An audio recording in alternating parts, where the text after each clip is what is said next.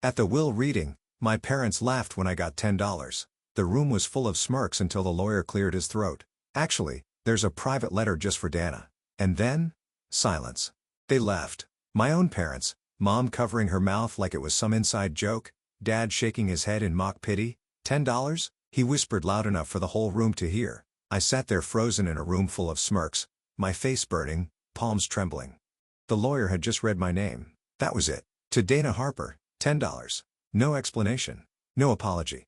Just $10. I wasn't even surprised by the silence that followed. Just the cruel chuckles of family who had always made me feel like an afterthought.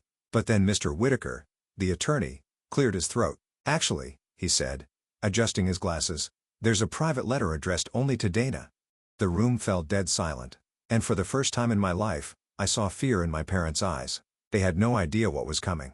Neither did I. I was born into a family where success was pre-planned before you could walk. The Harpers were not just wealthy, we were legacy. My grandfather built a manufacturing empire from the ground up, and my parents inherited it like royalty. Everything down to the color of our Christmas wrapping paper had rules. From a young age, it was clear I didn't fit. While my older brother Lucas had the poise of a future CEO by middle school, I was the kid hiding in the corner at family parties with a sketchbook. My mother called my paintings cute distractions. My father never looked at them at all. At 13, I saved for months to buy a second-hand camera. I spent weekends taking photos of rusted fences and kids on skateboards, anything that wasn't glossy and fake. When I showed my mom a black and white photo I was proud of, she blinked and said, "You look tired. Maybe less time outside?" By high school, the divide was permanent. Lucas was groomed to be heir. I was tolerated. I remember overhearing my parents once after a board meeting. "She needs to wake up," my dad had said. "Dreams don't pay for legacy." "She's still young," my mother replied half-heartedly. "She'll fall in line eventually." I didn't. Instead, I applied to art school secretly. When the acceptance letter came in, I told them over dinner, "You want to study photos?" My father blinked as if the word itself was beneath him. "That's not a profession, Dana. That's a hobby." That was the night my mother said it, the sentence that stayed with me longer than I care to admit. "You're wasting your inheritance." I moved out 2 months later, scraping by on scholarships, side gigs, and photo shoots for local bands. I learned to edit in a broken-down laptop with dead pixels. I worked nights as a barista. I wasn't chasing fame. I just needed to make something that was mine. The only person who never judged me for it was my grandfather, Walter Harper. He didn't say much, but when I saw him, he always asked, "Taking pictures?" And he'd smile, just a flicker, but real. I thought maybe, just maybe, he saw something in me. When he passed, I didn't expect anything. He hadn't been vocal about favoring me. He was old school, private, but I did expect respect. A photo, maybe. A book. A letter. Something that showed I hadn't been invisible. So when the lawyer read out my name to Dana Harper, I leave the sum of $10, and the room burst into laughter. I felt my ribs collapse inward. But maybe it wasn't a dismissal. Maybe it was a key. The last time I saw my grandfather alive was 3 weeks before he passed. It wasn't a planned visit. I had just wrapped up a photo shoot downtown and found myself standing in front of his brownstone. I hadn't seen him in over a year. Our family wasn't big on casual drop-ins, but something pulled me there. Maybe intuition. Maybe desperation. I rang the bell, expecting no answer. To my surprise, he opened the door himself, thinner than I remembered, slower, but his eyes still sharp.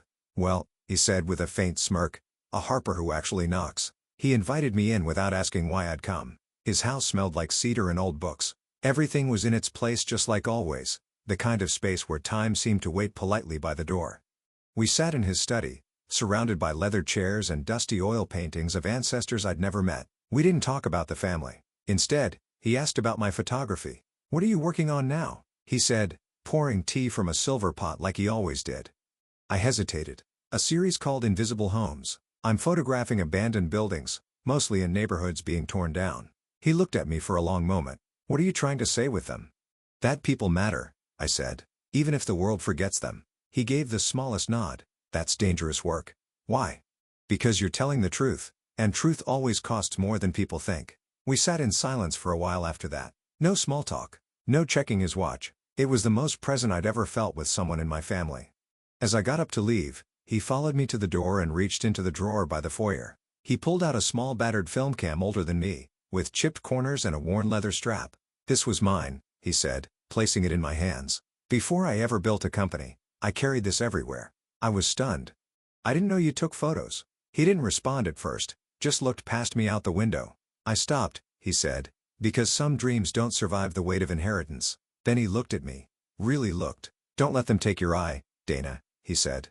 That's your gift and your rebellion. That was the last thing he ever said to me. I stood outside afterward, camera in hand, wondering what he had meant by them. I thought he was warning me about the business. I didn't realize until much later, he was warning me about the family. The will reading took place at a law office in Midtown's leaked glass walls, marble floors, the kind of place where wealth speaks in whispers. I showed up in my best black dress, the one I wore to funerals and gallery openings. I even straightened my hair just to avoid another comment from my mother about looking unpolished. When I stepped into the conference room, the air turned thick with tension. My parents were already seated near the head of the table, perfectly poised like this was some kind of board meeting. My brother Lucas gave me a nod, tight and empty. My mother didn't even turn her head. My father raised an eyebrow like he'd forgotten I was even in the will. The room filled quickly cousins, in-laws, aunts, and uncles I hadn't seen in years, all of them with that same eager glint in their eyes. The scent of cologne, leather, and quiet competition hung in the air. Mr. Whitaker, the family lawyer, entered precisely at 10 a.m., with a thick file, and a calm face that looked carved from granite. "Thank you all for coming," he said, taking his seat. "We're here to honor the last will and testament of Walter H. Harper." He began with the expected, a vacation home in Vermont to Aunt Lydia, stocks to various cousins, an antique gun collection to Lucas naturally. My mother received a necklace passed down from my grandmother, my father, a portfolio of real estate holdings and a handwritten letter I couldn't read from where I sat. I waited, silent, folding my hands under the table to hide their trembling. Then Whitaker's eyes flicked to me. "To Dana Harper," he said, pausing. "Walter leaves the sum of $10. The room paused just long enough for the words to settle like dust and then erupted. My father let out a loud puff of air, shaking his head. "Guess that's what rebellion gets you," he muttered. My mother actually laughed. A cousin leaned over and whispered, "Must have been one hell of a photograph." I felt the heat rising up my neck. I refused to cry, not here, not in front of them. I swallowed hard and nodded once. "Understood," I said quietly. It wasn't the money that hurt. It was the message. I had always known I was different, an outsider in my own bloodline. But hearing my name read like a footnote, hearing my own parents laugh, like I was some kind of joke that was something else entirely. I wanted to get up and leave. I almost did, but then Mr. Whitaker cleared his throat. "There is one more thing," he said. And just like that, the room fell silent. Mr. Whitaker looked directly at me, then back down at his folder. "There is a private addendum," he said carefully, "meant only for Dana." That sentence dropped like a stone in the middle of the room. My father frowned. "What do you mean private?" My mother shifted in her chair. "She already got what she was due," she said flatly, still smug from the $10 announcement. Whitaker didn't flinch. "Mr. Harper left a sealed envelope in my custody. It contains instructions, and it is to be read in private. Dana, would you mind stepping into the adjoining office?" The room buzzed instantly. Murmurs, suspicion, sideways glances. My parents didn't even try to hide their irritation. Lucas looked confused, like he had missed something critical in the family memo. I stood slowly, heart pounding in my chest. I didn't make eye contact with anyone. As I followed Mr. Whitaker down the short hallway, I could feel every stare on my back. The air in the smaller room was cooler, quieter. My pulse was deafening. Mr. Whitaker closed the door gently behind us. On the desk in front of me sat a thick envelope, cream-colored, with my name written across the front in delicate cursive. I recognized the handwriting instantly. "My grandfather's. For you," Mr. Whitaker said softly. I picked it up with both hands. It felt heavier than it looked.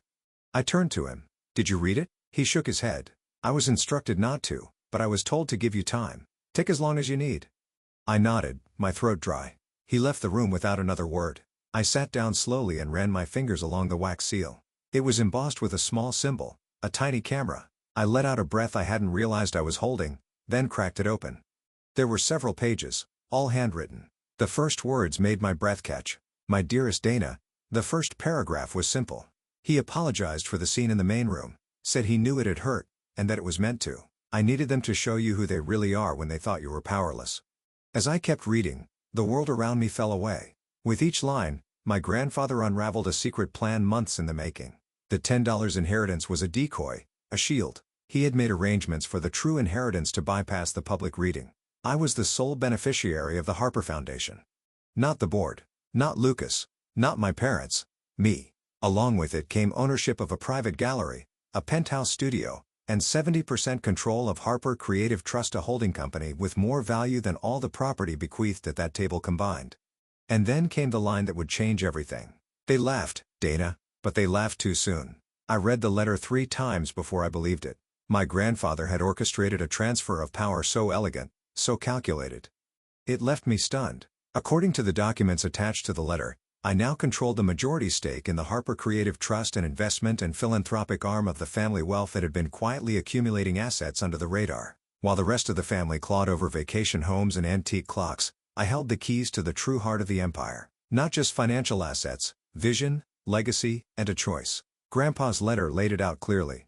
This inheritance came with terms, not chainstones. I wasn't expected to become a CEO or sit in boardrooms. I wasn't required to sell my soul to preserve a brand name.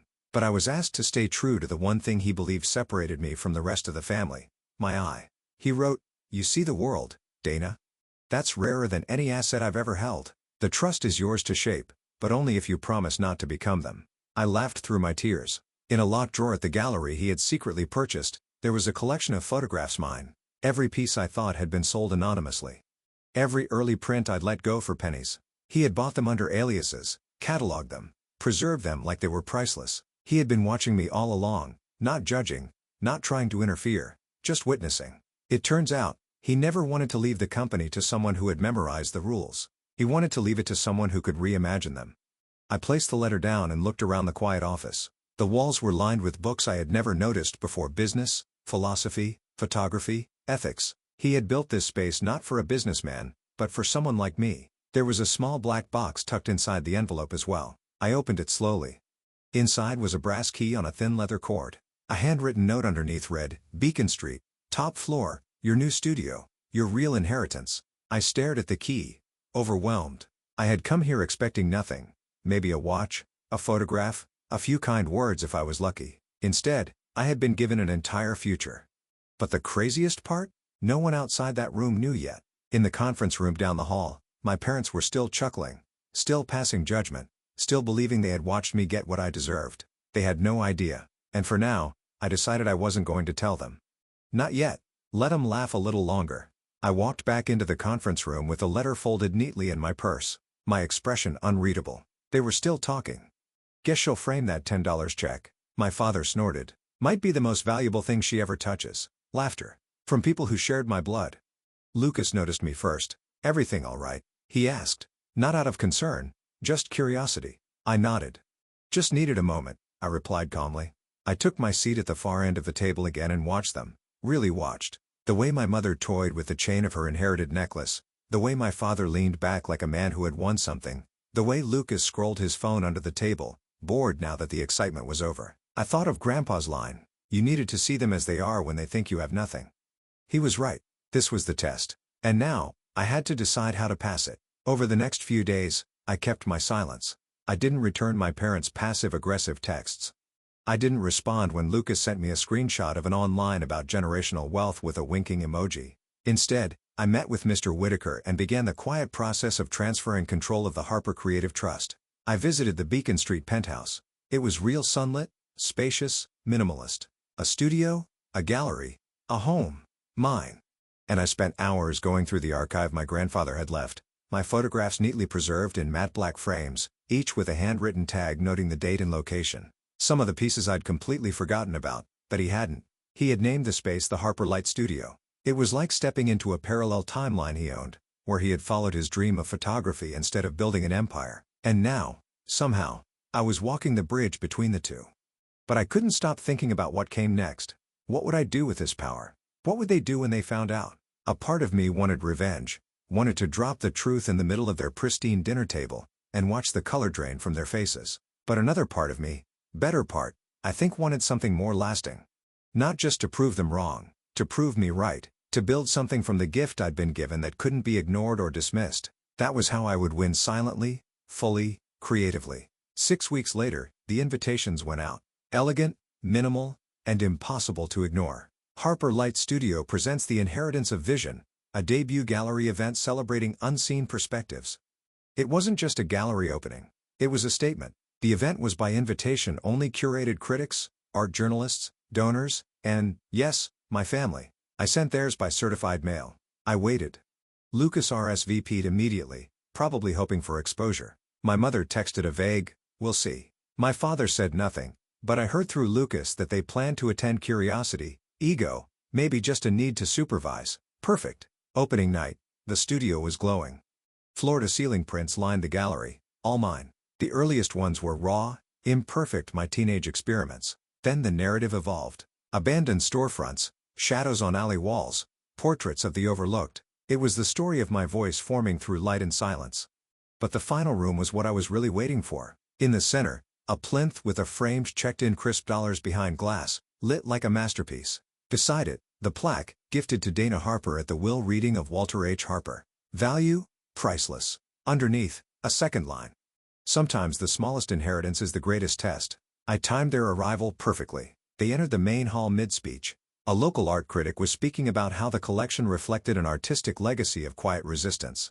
Cameras clicked. People nodded. I could feel their confusion before they spoke a word. Lucas approached first. "This is all you?" he asked, glancing at a wall of black and white portraits. "Yes." His brow furrowed. "Since when do you run this place?" I smiled. "Since always." My mother stepped forward. She wore pearls and that pinched expression she used at fundraisers. "Dana," she said, clearly trying to sound gracious, "this is quite ambitious. Did someone sponsor this?" My voice stayed calm. "No sponsors. Just one believer." My father joined her, looking around with narrowed eyes. "Where did you get the money for all this?" I tilted my head. "That's not really the question you want to ask, is it?" He said nothing. Just then, Mr. Whitaker appeared beside me. He was holding a champagne flute and wearing a rare smile. "Shall we?" he asked. I nodded. We stepped to the small platform near the $10 exhibit. The room quieted. "Ladies and gentlemen," Whitaker began. "Thank you for joining us tonight at Harper Light Studio, founded by and dedicated to the artistic vision of Dana Harper." Murmurs rippled through the crowd. Cameras lifted. "It's also time we share a piece of the story many of you have not heard. As executor of Walter Harper's private estate, I'm honored to announce that Dana Harper is not only the founder of this studio, but also the sole beneficiary of the Harper Creative Trust." Gasps. Audible. I watched the color drain from my mother's face. Lucas blinked like he'd misheard. My father took half a step forward, then stopped. Whitaker continued. "Mr. Harper believed that legacy should follow merit, not lineage. Dana's unwavering pursuit of creative truth, despite rejection and resistance, earned her not only his admiration but his full support." He raised his glass. "To Dana Harper, the real heir." The applause was instant and thunderous, but I didn't look at the crowd. I looked at them. My mother's lips were tight with disbelief. My father's fists clenched at his sides. Lucas looked stunned, unsure whether to be angry or impressed. I stepped down from the platform, walking straight toward them. "Why didn't you tell us?" my mother hissed. "Because you didn't ask," I said evenly. "You never asked what I was building. You only asked why I didn't fall in line." "We're still your family," she said. "And yet, you laughed when I was humiliated," I replied. "That $10, you thought it was the full measure of my worth. And this," my father gestured around the gallery. "This was all some plan? A setup?" "No," I said. "It was a mirror. You just didn't like what you saw." They said nothing. Because what could they say? I left them standing there and returned to the crowd, people who were curious, engaged, maybe even proud, people who saw me not as a failure, but as a creator. And in that moment, surrounded by my work, my grandfather's faith, and the truth made visible, I finally felt like I had inherited something far greater than money. I had inherited the power to define myself. I didn't go home that night. I stayed at the penthouse my grandfather left me. After the gallery emptied and the buzz faded, I stood alone in the top-floor studio, barefoot on hardwood, surrounded by my own photographs. Outside the windows, the city pulsed with quiet light, but inside, it was still reverent. On the desk sat the $10 check, no longer tucked away in shame. I'd reframed it after the show, placing it beside a photograph of my grandfather looking out a train window, the same one I'd taken years ago when no one else noticed him quietly watching the world pass by. It wasn't just inheritance. It was a reminder. He hadn't left me money to save me. He left it to free me. In the weeks that followed, I finalized plans to expand the Harper Light Studio into a residency program for young artists from underserved communities. I converted one floor of the building into live work studios, complete with supplies, equipment, and mentorship opportunities. The first round of artists arrived timid, just like I once was, but with the same hunger in their eyes. The Harper Creative Trust, now under my guidance, began funding grants for emerging photographers and visual storytellers, especially those pushed to the margins. At the first board meeting, I wore black jeans, boots, and no apology. The other trustees looked stunned until I presented a 3-year plan that balanced profit and philanthropy with razor-sharp strategy. Grandpa had made sure I'd have the right advisor, and I had learned fast. Lucas never showed up to the gallery again. My parents stopped calling. And that was okay. Not out of bitterness, but clarity. Some relationships are roots, others are weights. A few months later, a young artist in our residency knocked on my office door. She held a worn camera in her hand, her eyes bright, but unsure. "Do you ever worry," she asked, "that people will only see your money, not your work?" I smiled gently. "All the time, but it only matters if I believe it. If you lead with your vision, the rest follows." She nodded slowly, like she was filing it away for a future moment of doubt. So was I. On the 1-year anniversary of my grandfather's passing, Mr. Whitaker delivered a final letter. Just a few lines. "Wealth is not what you hold, but what you choose to build. You were always the legacy I believed in, Dana. You just had to believe it too." That night, I lit a candle in the gallery and left the doors unlocked. A few strangers wandered in. Some students, some tourists. They stood in front of a $10 check, whispering, wondering. They didn't know the full story. They didn't need to, because my legacy didn't need explanation. It just needed to be lived.